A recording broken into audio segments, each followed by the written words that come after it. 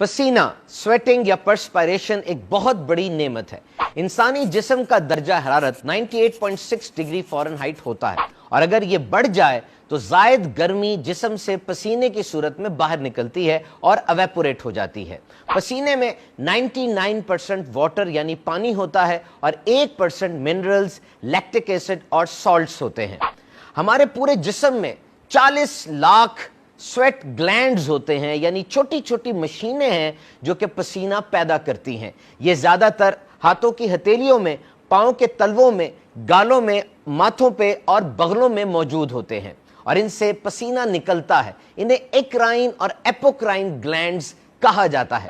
याद रखिए, पसीने से जिस्म की चर्बी नहीं पिघलती बल्कि सिर्फ जायद पानी खारिज होता है और ये जो पानी खारिज हुआ इसको जल्दी पूरा कर लेना चाहिए। और अगर इंसान ज्यादा देर तक